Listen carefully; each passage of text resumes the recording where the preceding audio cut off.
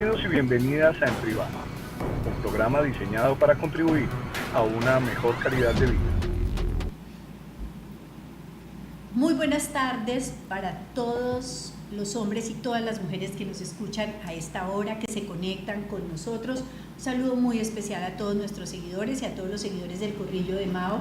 Hoy con otro tema que consideramos de mucho interés, con unos invitados súper especiales. Está el doctor Rafael Montagut. El doctor Rafael Montagut es médico, psiquiatra, y es una persona, un humanista, y con él y con la doctora Adriana Jaramillo, psicóloga clínica, vamos a hablar de los trastornos mentales, y estos trastornos mentales son más comunes en los hombres heterosexuales que en los hombres homosexuales. Ustedes dirán, pero ¿por qué van a hablar solo de hombres? Este jueves se lo dedicamos en la mayoría de las ocasiones a los hombres, porque dicen que se sienten discriminados, porque no les paramos bolas, porque no estamos muy atentos y que todo el día solo se habla de mujeres. Entonces por eso vamos a hablar hoy de realmente si hay más trastornos mentales en los heterosexuales o en los hombres homosexuales. Doctores, muy buenas tardes. Doctor Montagut, muy buenas tardes. Doctora Lucía, Adriana, buenas tardes. ¿Cómo me le ha ido? Muy bien, muchísimas gracias. No, pues nosotros felices de tenerlo aquí estos jueves. El gusto es mío también. Adrianita, muy buenas tardes. Hola, buenas tardes. Muchísimas gracias por estar aquí de nuevo y hola, doctora. Bueno, y está nuestro comunicador y periodista Juan Fernando Roncayo, a quien le está sonando la cafetera, y eso me parece una maravilla.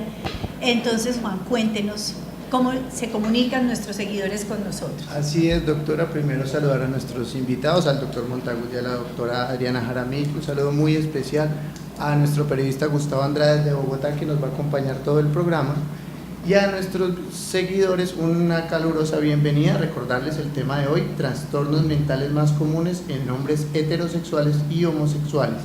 Nos conectamos todos los días de 2 a 3 de la tarde por el perfil de Lucía Nader Asociados y por la fanpage del Corrillo de Mao. Bueno, y nuestros seguidores simplemente tienen que estar ahí, atentos, hacer Exacto. un clic. Muy pendientes de sus comentarios y sus preguntas durante la transmisión, y recuerden que tenemos una línea 322-423-2323 donde se pueden conectar por WhatsApp. Historias reales, historias de vida en la voz de Gustavo Andrade.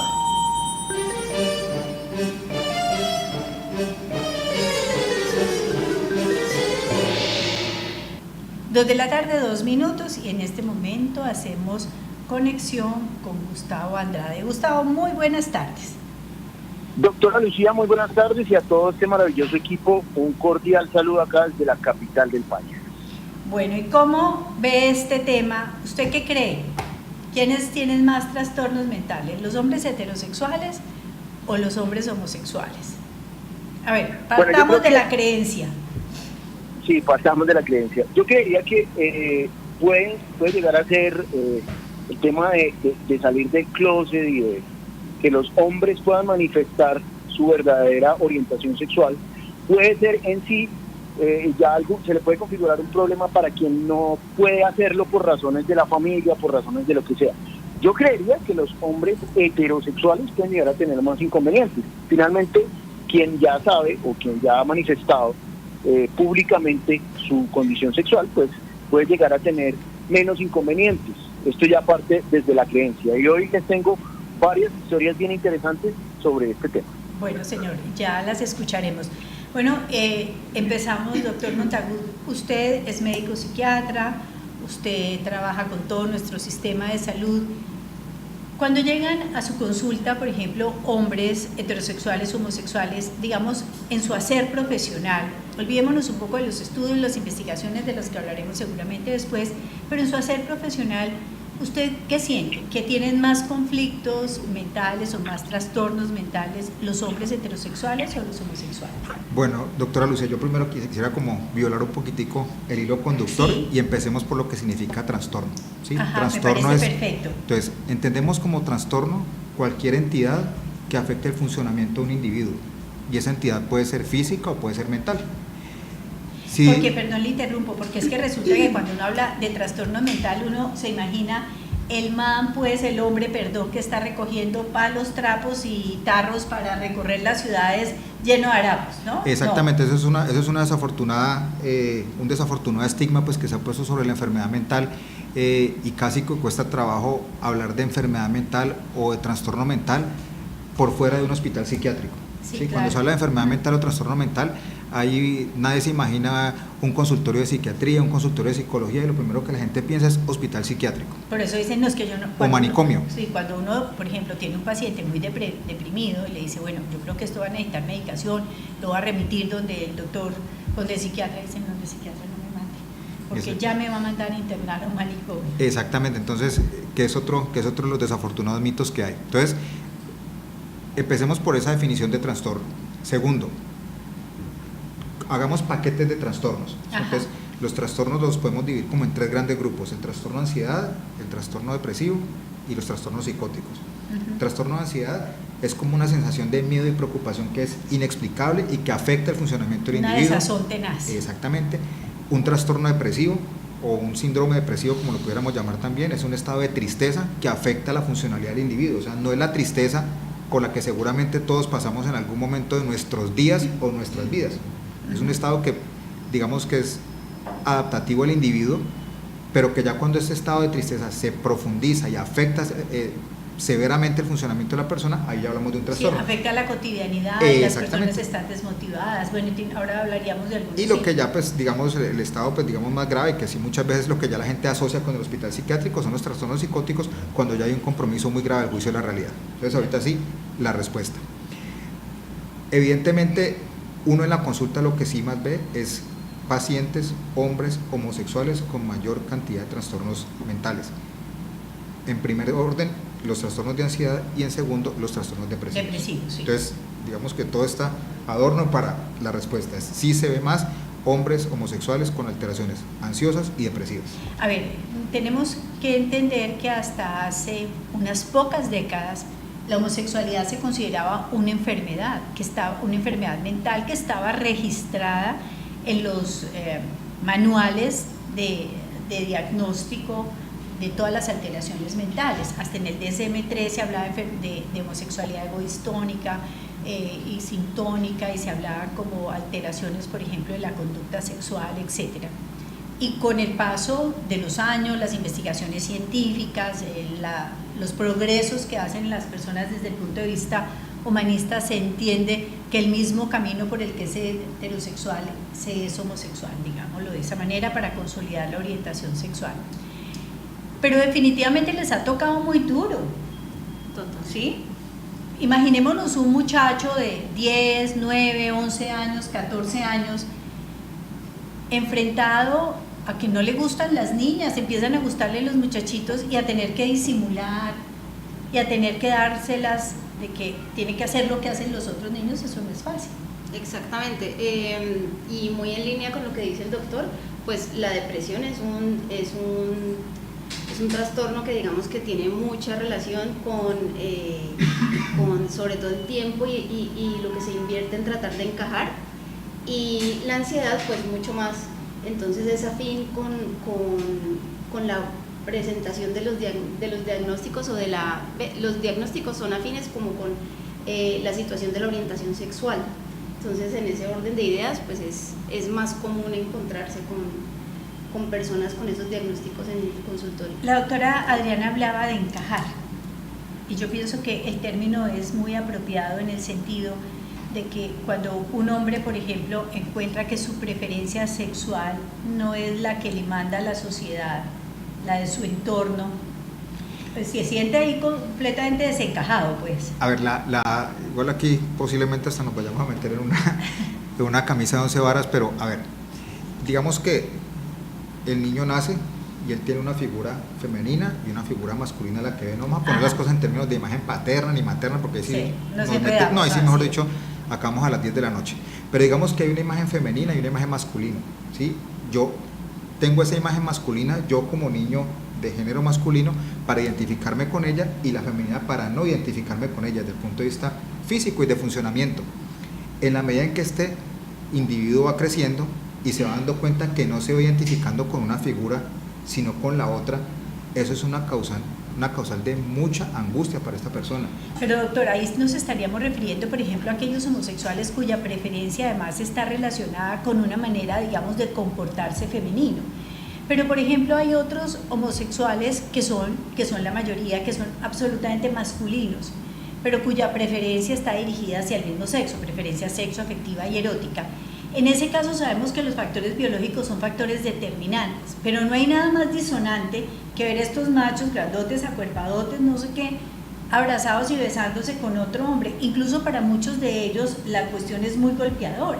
Sí, claro, no, igual eso no, pues como que no afecta digamos, hay la falsa idea, la falsa creencia, pues todavía hay gente que funciona así, que ve una pareja homosexual de hombres o de mujeres y dicen, no, este es el hombre de la relación, esta es la mujer de la relación. Claro. Sí, lo cual que eso es completamente errado, eso no hay ni hombre ni mujer, o sea, ambos son del mismo sexo y eso es lo que se busca. Y sí, muchas veces lo que se busca a través de ese reforzamiento de esa imagen masculina, muchas veces hacer creer como que la cosa no es por ese lado, pero pues definitivamente sí, y pues así funciona. Bueno, hay algo que a mí me preocupa, y es que cuando nosotros hablamos de depresión también vamos a hablar de esas consecuencias tan absolutamente negativas o extremas que tiene la depresión, como por ejemplo los intentos de suicidio.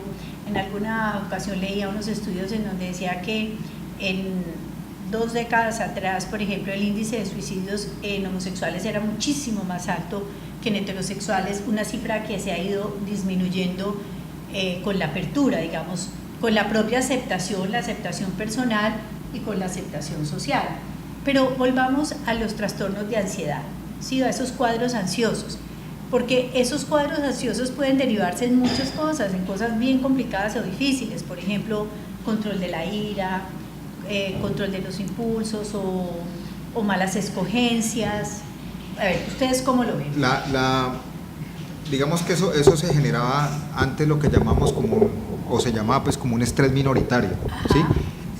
Pues sí, la comunidad homosexual pues era minoría, hoy sigue siendo igual una minoría.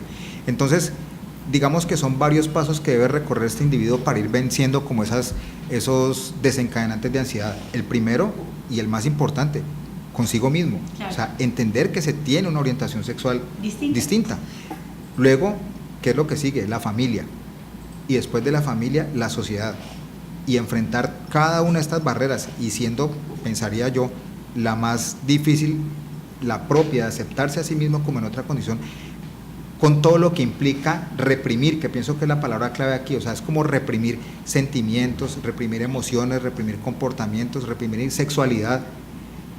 Esa barrera de represión, sostener eso es muy, muy, muy difícil para esta persona, y ahí es donde se desencadenan los síntomas ansiosos. Y es hacer ajustes, digámoslo. Cuando usted habla de la represión, entonces esa represión genera ajustes que en la mayoría de las ocasiones son patológicos. Bueno, está Gustavo al otro lado de la línea. Gustavo, nos habíamos olvidado un poquito de ti, pero ya nos acordamos.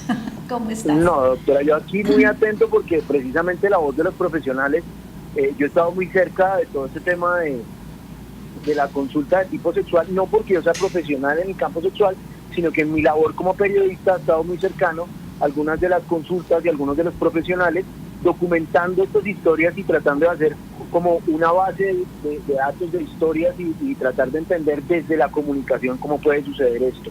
Este tema de la ansiedad es bien complejo, y recuerdo algún caso que trabajaba muy cercano con una profesional, y era de una persona de 32 años aproximadamente, con muy buenos recursos económicos, o sea, tenía buen dinero, era atractivamente, físicamente atractivo, pero nunca había podido tener una relación sexual. Aquí estamos hablando ya de un trastorno de tipo sexual, y el trastorno se logró fue porque la mamá lo sobreprotegía demasiado. Él era el nene de la casa, él no lo dejaban mover un dedo y lo sobreprotegían demasiado, a tal punto de que la mamá lo bañaba a él.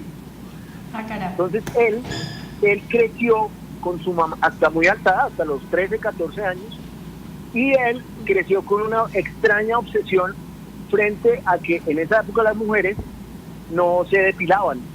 Entonces a él le parecía demasiado, le generó un trastorno precisamente no ver más bien la parte vaginal, sino que él veía era ahí el tema del vello púbico así abundante. Sí. Cuando él iba a acceder a una relación sexual, sufría de disfunción porque se le venía a la mente esa imagen que él tenía ya y nunca había podido hacerlo. Obviamente con terapia muy larga y un proceso pues ya muy largo logró superarlo. Pero ese tipo de cosas le generaba demasiada ansiedad recordar ese tipo de cosas. En este caso era una imagen que para él de pronto puede ser tal vez desagradable o tal vez le recordaba muchas cosas o lo acercaba a su mamá.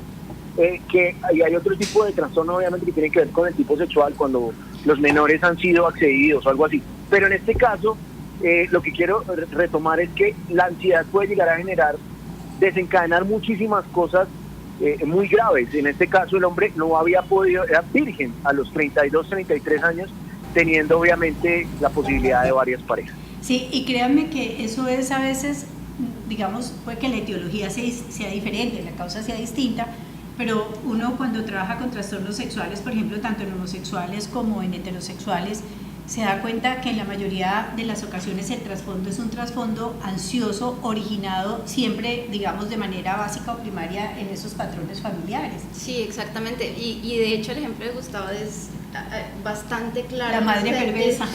Sí, exacto, porque es que en la homosexualidad masculina hay un apego muy fuerte hacia la figura de la madre, ¿no? Y él la describe tal cual, porque hay también un borramiento en ese mismo orden de ideas del padre.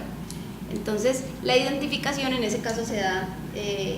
pero fíjese que se da con la preferencia de la mamá, más que con la figura de la mamá, porque la mamá prefiere, digamos, al hombre si lo miramos simplemente desde el punto de vista dinámico. Si ya lo miramos desde el punto de vista biológico, pues hay otros factores biológicos que lo determinan, pero es... ¿Ah? El no depilarse y todo eso, es un ejemplo muy bueno. Muy bueno, sí, realmente bastante ilustrativo, pero porque además, digamos que el estrés al que está sometido, el proceso de aceptación de ser homosexual es un proceso que ocasiona mucho estrés.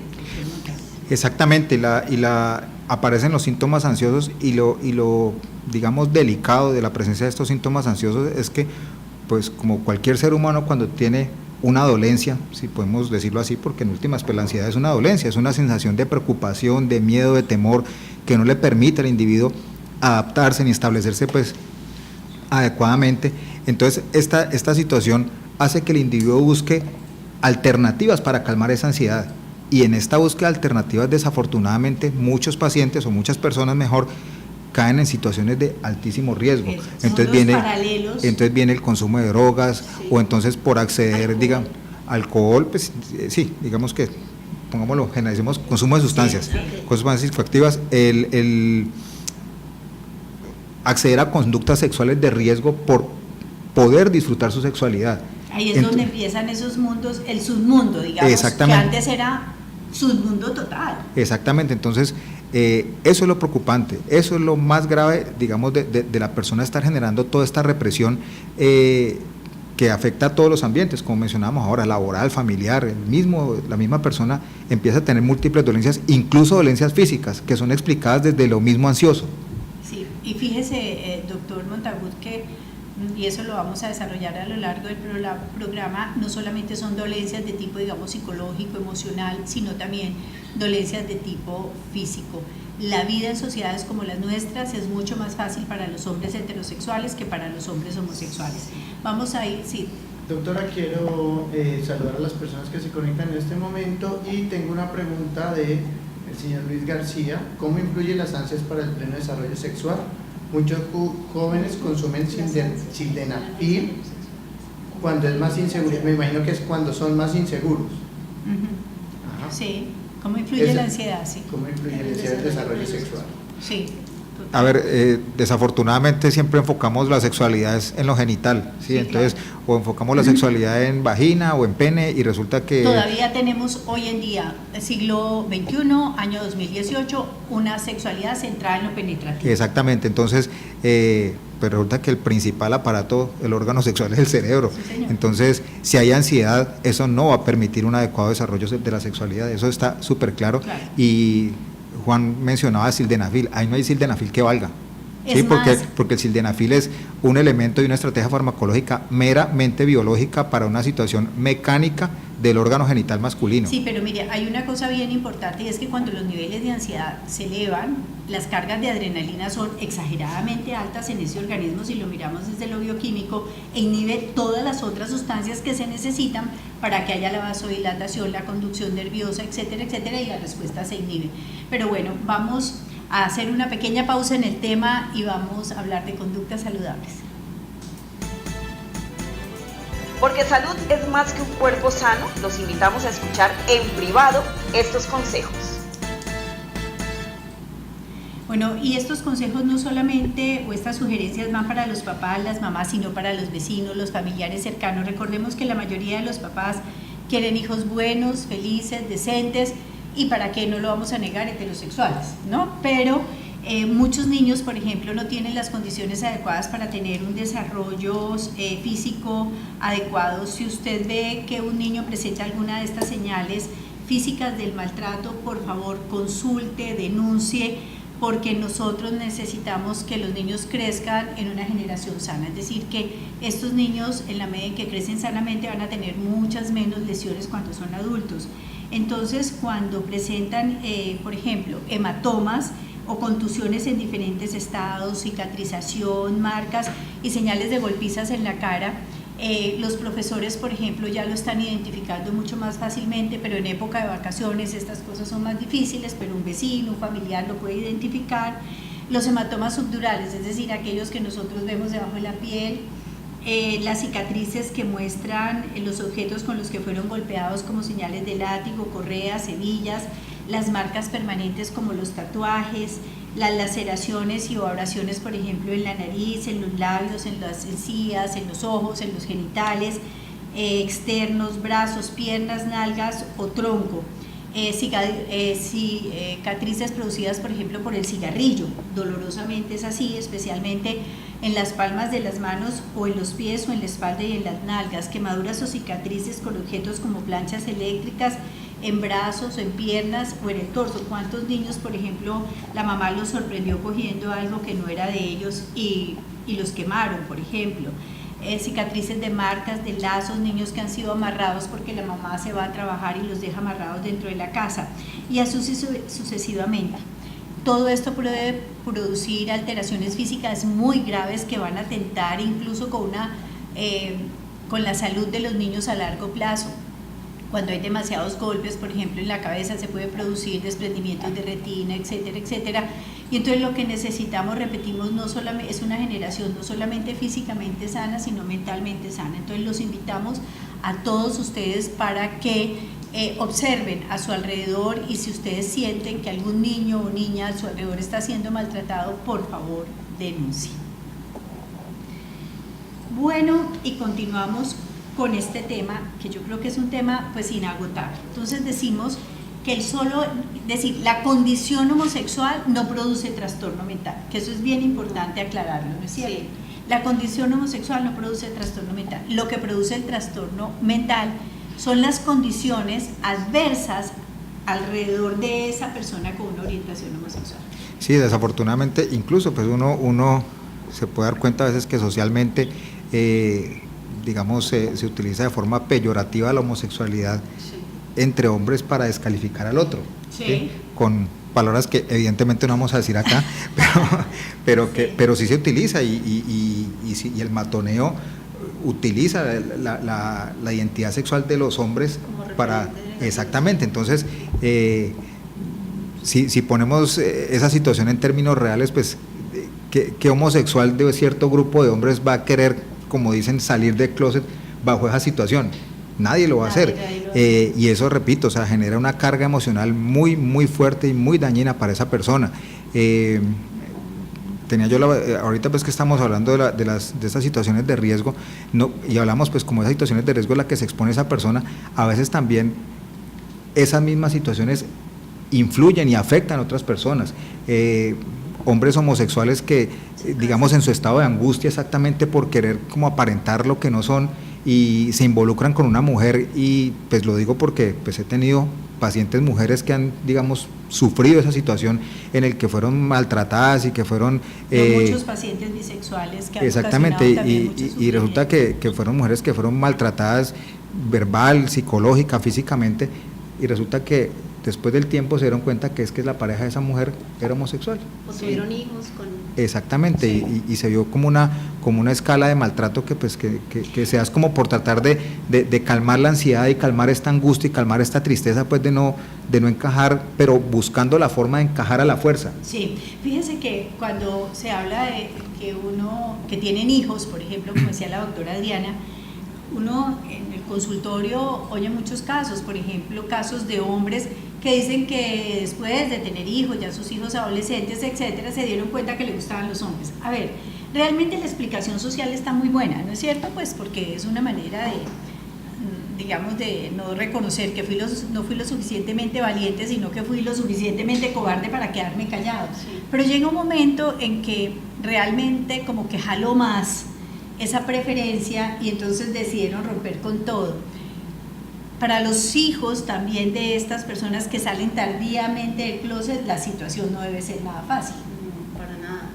Me estaba acordando ahorita del estadounidense ese que el Jenner, bueno, el papá de las Kardashian, sí. Sí, que después de un tiempo, pues, bueno, igual es una realidad social diferente, tal vez un poquitico diferente en Estados Unidos, pero para los hijos la comprensión de ese tipo de situaciones también implica en parte pasar por un proceso de depresión, ¿no? Porque digamos que se han criado casi todos se han criado como con la figura de papá y mamá, el matrimonio feliz y la pareja ideal, y luego entrar en un proceso en el que tienen que hacerle duelo de alguna manera a esa imagen que tenían de su padre. Eso es como el constante, y entran en esa ansiedad, pero alrededor de ¿será que a mí también me va a pasar lo mismo?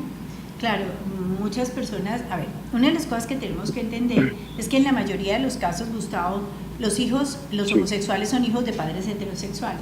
Por eso se habla tanto de los factores biológicos, sí, de todas las cargas neurohormonales en el proceso embrionario, etcétera, etcétera. Pero digamos que no es fácil para un papá y una mamá que tiene una conducta o una preferencia heterosexual asumir que su hijo es homosexual.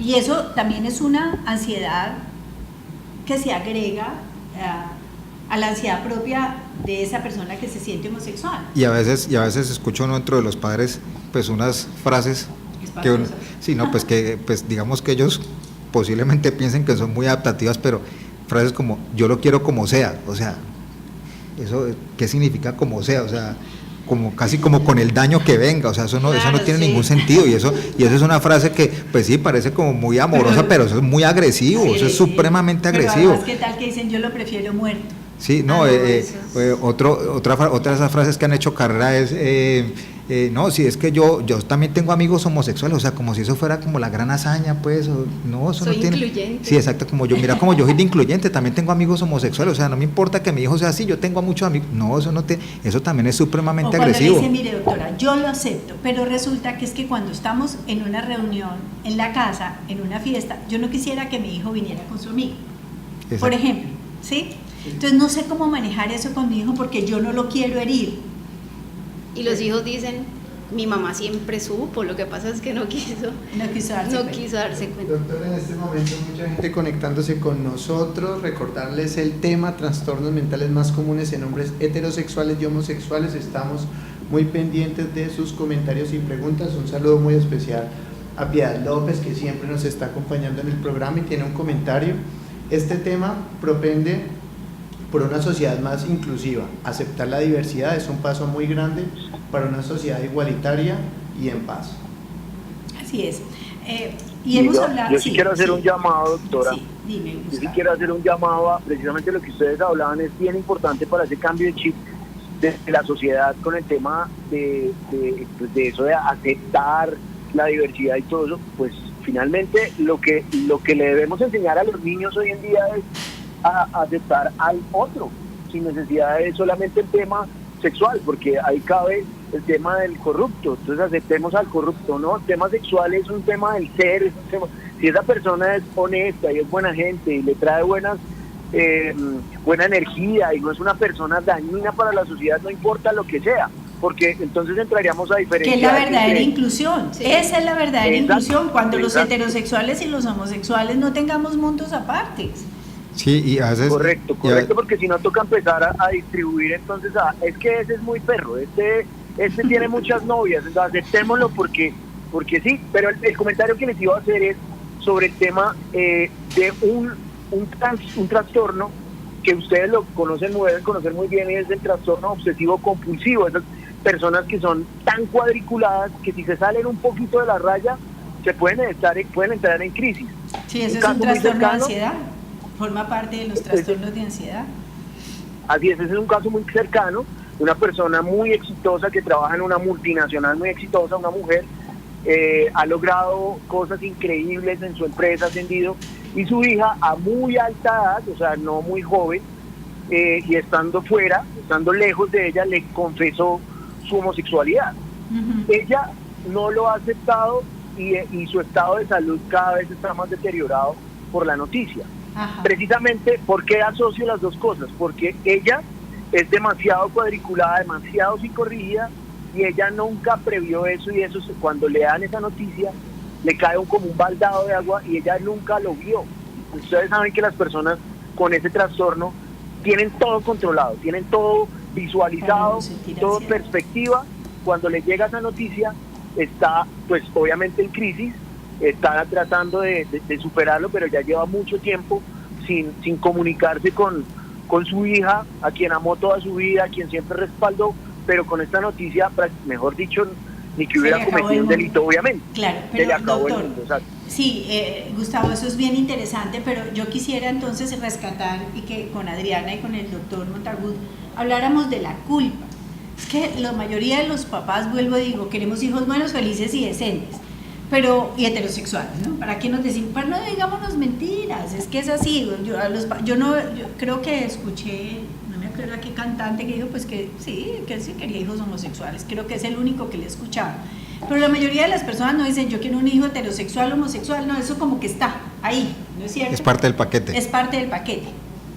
Entonces resulta Parte que del paquete, doctora, del hijo sano. del hijo sano, de la concepción sana del hijo. Entonces resulta que los papás y las mamás empiezan a sentir una angustia infinita, pero una culpabilidad enorme cuando el hijo o la hija dicen soy homosexual. Y entonces, ¿cómo decirles a ese papá y a esa mamá que ellos no son culpables de la homosexualidad del hijo o de la hija? Doctora Lucía, se sientan en el consultorio, manifiestan lo que tienen, lloran y viene la frase, es que yo no sé yo qué hice mal. Sí, exacto. Señor, ¿En dónde señora, me equivoqué? exacto. Señor, entonces, y buscar como también responsabilidad, es que el papá fue muy agresivo, es que un tío no sé qué, o La es que mamá yo lo no metió sé. debajo de las naguas y Hay nunca un lo- primo que es homosexual. Exactamente, entonces no sé en qué fallamos. Señor, señora, usted no han fallado en nada. No es Usted no una ha fallado. falla. Eso no es una falla. Exacto. Eso no es una falla. Eso es una circunstancia y es una forma de ver y vivir la sexualidad. De eso se trata. Y eso aquí Además, no hay culpa ni responsabilidades ni fallas en nada. Lo que pasa es que los imaginarios son muy, muy fuertes. El papá piensa, mi hijo es homosexual, entonces ya lo ve en el desfile del orgullo gay. Ya lo ve Una peluquería. en una peluquería. Ya lo ve poniéndose pestañas postizas y vistiéndose de mujer. Ya lo ve operándose. Y resulta que son diferentes expresiones o diferentes, ¿cómo diríamos? Diferentes condiciones. Una cosa es la transexualidad, otra cosa es el travestismo. Hay travestis heterosexuales. Que es hay una travestis- desafortunada situación Exacto. porque pues, en medio pues, de la ignorancia, igual, pues doctora, también es un tema que apenas lo estamos conociendo. Conociendo, claro. Esto todavía hoy no se ha escrito lo último sobre identidad sexual, entonces se mete todo dentro de la misma caja. Exacto. Entonces eso no, pues tampoco está bien, pero pues parte del trabajo nuestro es educar sobre eso. Sí, y resulta que es que nadie sale con una banderita a la calle, soy heterosexual y me encantan las mujeres, o soy heterosexual, me encantan los hombres. Exacto, pero además es una búsqueda y es algo que está en construcción, y a veces es desafortunado porque se ha estado buscando una causa, por ejemplo, biológica, en aras de que la gente se tranquilice con el tema. No, pero no es en aras de que se tranquilice, hay unos estudios y ya hay unos protocolos y hay unos esquemas neurohormonales muy interesantes en donde sí se pueden medir causas biológicas. Claro, la cuestión es que no debería ser así, y los primeros que empezaron a buscar ese tipo de respuestas fueron científicos con orientación homosexual. Entonces empiezan a buscar como si hubiera que justificar constantemente pues la orientación. Lo que pasa es que, a ver, uno lo entiende en qué sentido, en que si han sido tan golpeados y maltratados socialmente, religiosamente. Las religiones son las que más han perseguido a los homosexuales, ciertos regímenes, por ejemplo, los regímenes comunistas, todos los extremos, ¿no es cierto? Aunque si tuviéramos a Freud aquí sentado diría, por algo sería. Por algo sería. Claro, entonces estas, concepciones, de ambos extremos, los han perseguido, los han atacado, los han matado. Sí. Bien, hace poco una película en la antigua Holanda, vivos les ponían una piedra pesadísima en el cuello y los tiraban al mar, así fueran hombres exitosísimos, buenísimas personas, bueno, etcétera, etcétera. Lo que quiero decir es que estas explicaciones han servido para que la gente entienda que no es algo, que no es una cosa optativa. Exacto. Yo escojo ser homosexual, y entonces, sino que es algo que forma parte de su naturaleza también. Y entonces la inclusión se dé de una manera real, el respeto sea real, porque biológicamente lo biológico no lo podemos controlar. Exacto. Y sin decir que hay una explicación 100% biológica, no es 100%. Pero sí, doctora, tranquilidad, o sea, hay personas, tanto pacientes homosexuales que asisten pues a la consulta, como familiares que están pasando como por esta situación, porque pues los familiares también entran en cuadros depresivos, entran en cuadros ansiosos, también como que eso es como un bálsamo refrescante, decir, mire, vea, igual pase lo que pase, igual, mire, hay una condición biológica que tarde o temprano iba a desencadenar esta situación, ¿sí? Entonces, eso a veces como que la gente como que respira un poquito, pero pues en medio de toda la crisis por la que pueden llegar a estar pasando. Claro, porque además es como, no, mire, si es que el papá tiene los ojos negros y los mamá los tiene azules, pues la probabilidad de que salga oscuro y claro, pues está ahí. Entonces como que eso tranquiliza mucho más, porque de pronto el de ojos azules dice, este muchachito como que no salió como yo, y bueno, es porque pues los azares genéticos también pues juegan un papel bien importante. Vamos a ir a nuestra sección de salud sexual y reproductiva y ya regresamos. Porque la vida es hoy y nuestro cuerpo valioso, es el momento de la salud sexual y reproductiva, en privado. Y bueno, y esta es una nota para que llamemos la atención de aquellas mujeres que hoy en día tienen múltiples roles, que viven exageradamente estresadas, que le tienen que cumplir a todo el mundo, a cada santo le tienen que prender una vela. Dicen que en Estados Unidos un estudio de la Universidad de Boston, publicado en la revista de epidemiología, sostiene que los niveles más altos de estrés están asociados con menores probabilidades de concepción en caso de las mujeres, pero no en el caso de los hombres. Bueno, es que estresar ese millón de bichitos es como millones y millones de bichitos, sí, es más difícil. Pues usted puede estresar el 90%, pero igual el 10% van a sobrevivir y sí, pueden hacer la tarea. Dice que aunque este estudio no prueba definitivamente que el estrés causa infertilidad, sí proporciona evidencia que apoya la necesidad de integrar terapias de salud mental en la orientación y la atención previas a la concepción. Dice la doctora Amelia Besselink. Los investigadores usaron datos de estudios hechos en centros de embarazo y hicieron pues todo un seguimiento y midieron el estrés percibido usando la versión de 10 elementos de la escala de estrés. Realmente la conclusión más grande es que este primer análisis sugiere que la discordancia de estrés de la pareja puede afectar la probabilidad de concepción, aunque el hallazgo aún resulta impreciso y especulativo. Pero fíjese cómo la mayoría de los centros que trabajan en fertilidad, lo primero que hacen es hacer evaluaciones psicológicas para medir los altos niveles de estrés de las parejas que van a, a ser inseminadas o que van a acceder a un tratamiento in vitro, bueno, o cualquier técnica conceptiva, porque sienten ellos mismos que aquellas madres exageradamente ansiosas tienen grandes dificultades, por ejemplo, en tener resultados positivos cuando se someten a tratamientos de fertilidad. Doctora, saludar a las personas que se conectan en este momento con nosotros y recordarles el tema de hoy, trastornos mentales más comunes en hombres heterosexuales y homosexuales. Un saludo muy especial a una persona que queremos mucho, Merceditas Hernández, por acompañarnos en el programa de hoy. Sí, a nuestra amiga Merceditas un abrazo muy grande, la recordamos siempre y con muchísimo cariño. Bueno, y hemos hablado mucho de los trastornos mentales, digamos, en los homosexuales, porque digamos son más evidentes, repetimos, por las condiciones que han tenido que pasar, etc. Pero nosotros vemos los hombres de esta generación. Yo no diría que los millennials, porque los millennials tienen, digamos, una plasticidad implícita. Sí, como que no es bueno, algunos sí y otros no, dependiendo también como de sus condiciones básicas, pero hay un grupo que sí se la toma suave, no quieren compromisos, si quieren dejar el trabajo a los 6 meses, han ahorrado y se van para el África, bueno, en fin. Pero hay un grupo de hombres que viven muy preocupados por el éxito, por conseguir, porque una de las cosas que define al hombre de éxito es la consecución de bienes. ¿Estoy equivocada? Tener por encima del ser. Y eso produce unas cargas de ansiedad o de estrés enormes. Pero además porque como se las dan de machos, entonces no muestran la ansiedad, no muestran el estrés, no muestran la depresión y después les da infarto a los 45. Doctor. A ver, lo primero que hay que hacer es, y yo trato de hacerlo mucho en consulta, es sacar del léxico y de la jerga o del vocabulario esa palabra fortaleza y debilidad mental o debilidad emocional, es que él es muy fuerte o es que yo soy muy débil. O sea, yo procuro cuando hago terapia cambiar eso por, digamos, la capacidad adaptativa que puede llegar a tener una persona.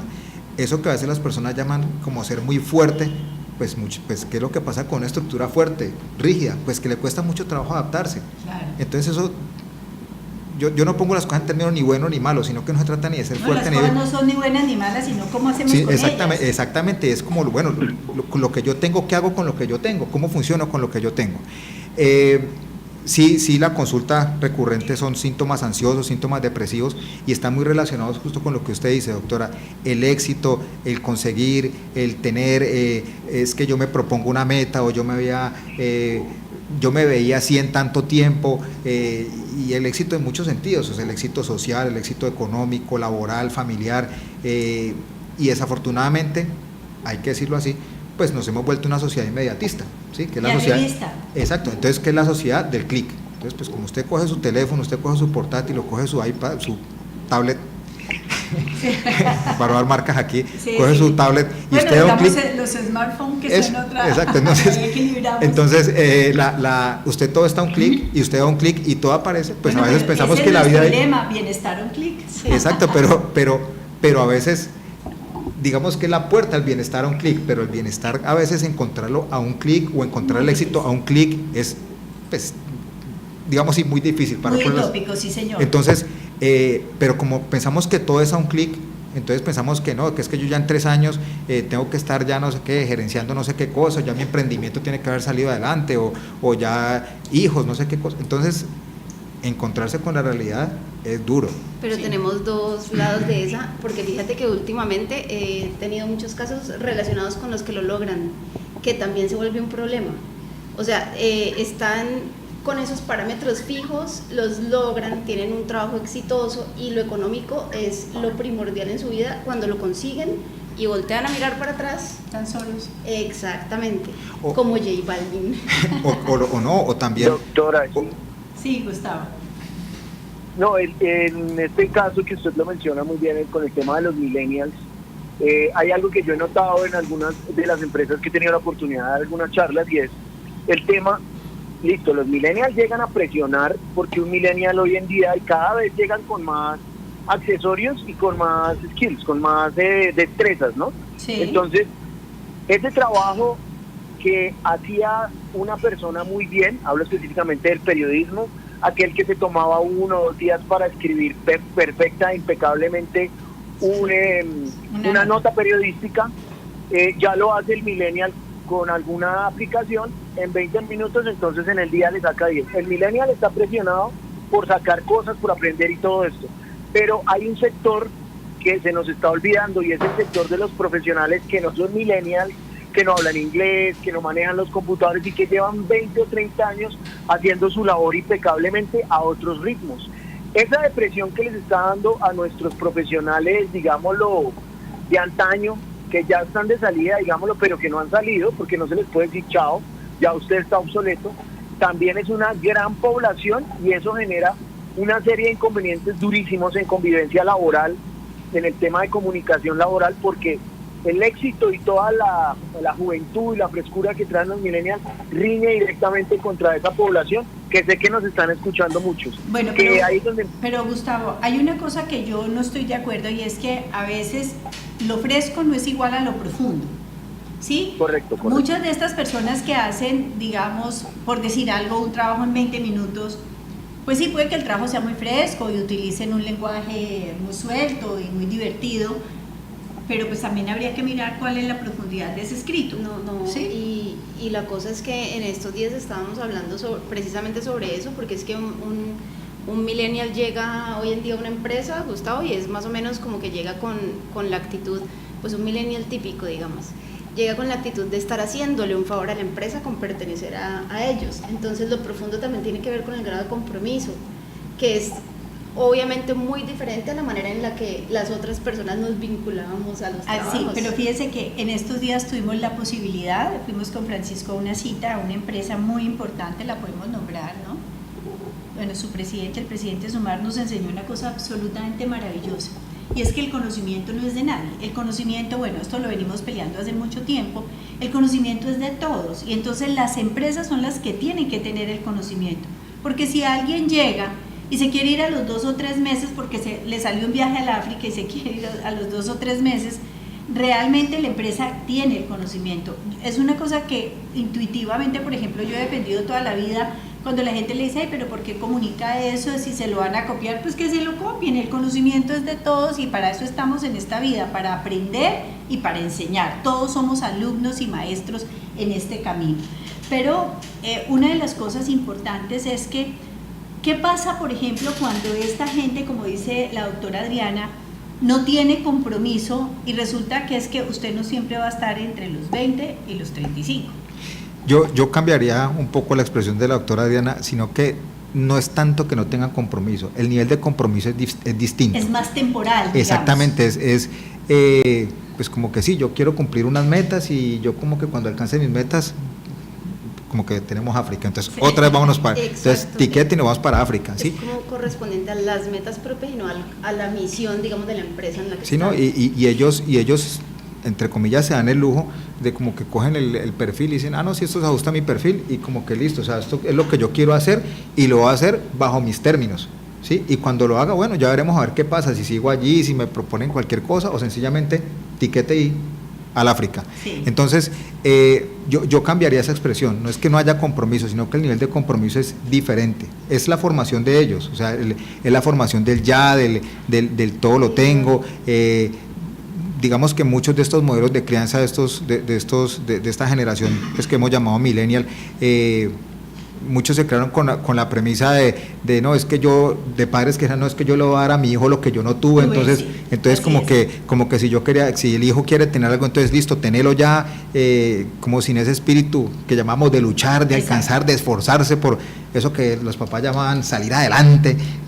Claro, y tal vez el mayor trastorno sea la falta de tolerancia a la frustración. Son personas que no manejan muy bien la frustración. Exactamente, porque esta generación es la del sí.